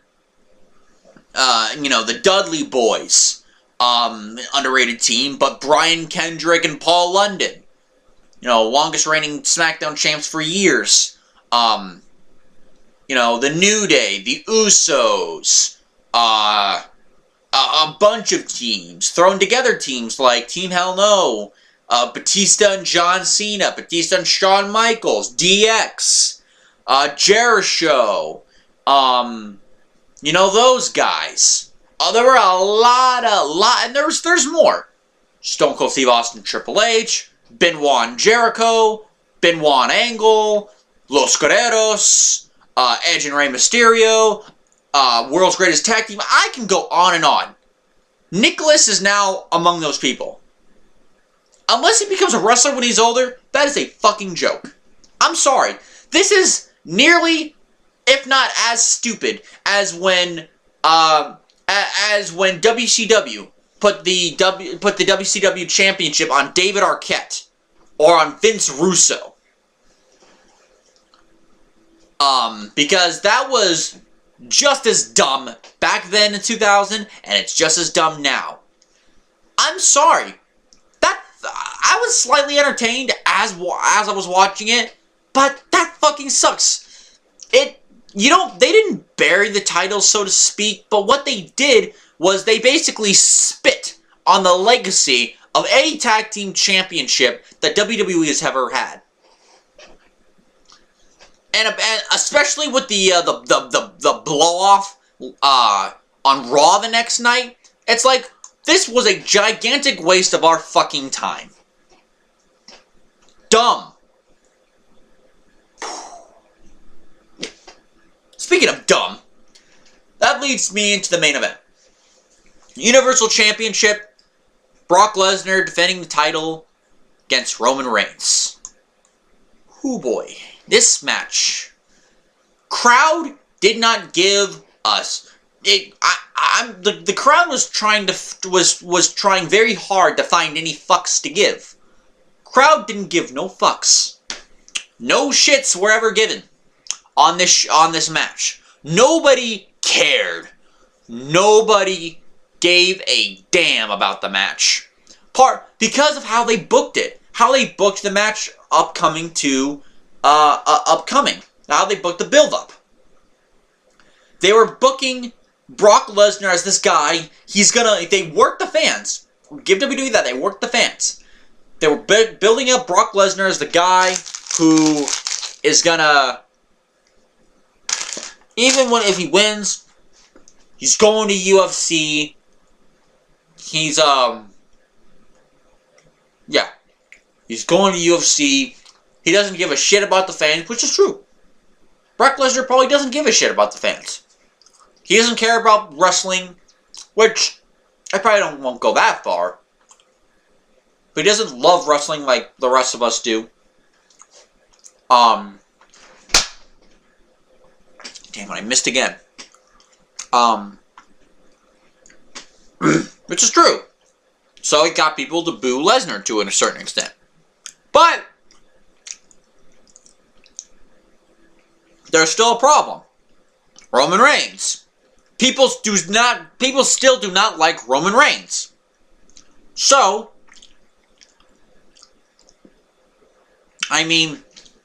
now you got them to boo both people. Got him. I got the bug. Ha ha. Suck my ass.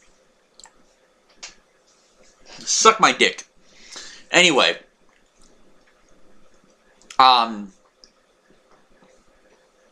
So WWE got them to not care about Brock Lesnar. They already don't like Roman. This was not as bad because it was the Madison Square Garden at one of the big 10-year anniversary shows, so to speak. One of the big every 10-year shows. But this was, in a weird sense, WrestleMania 20 with Lesnar and Goldberg all over again. All over again this was.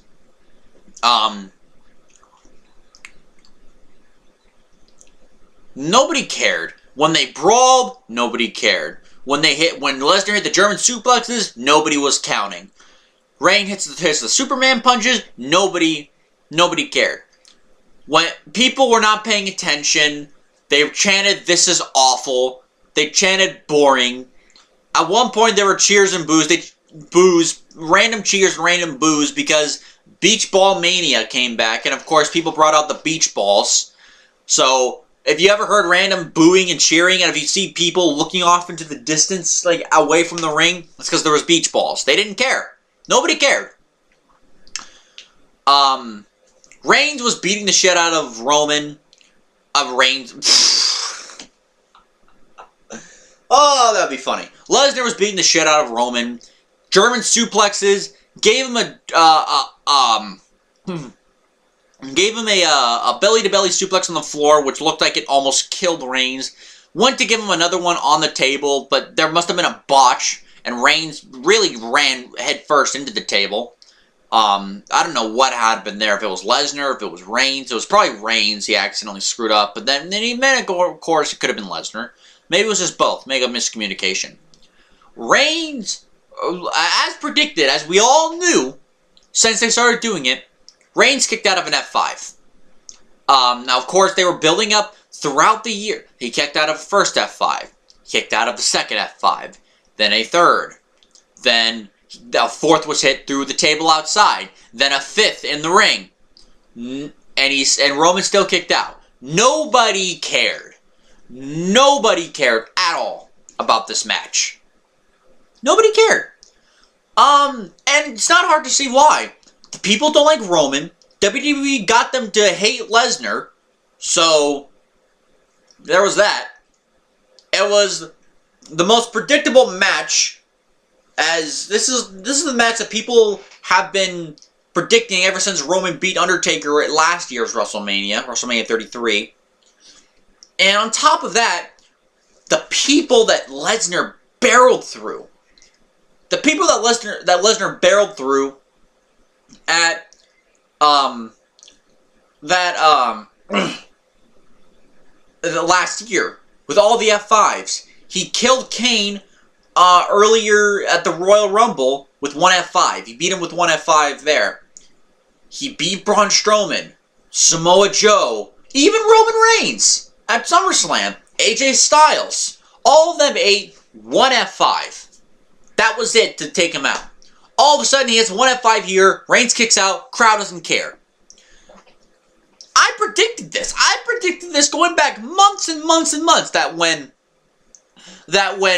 Lesnar hits the F5 on Reigns, the crowd won't care. Or the crowd will simply boo. Boo. It was either one of those, either was going to be one of those two things. The crowd didn't care. They did not care. 5 F5s later, they did not care.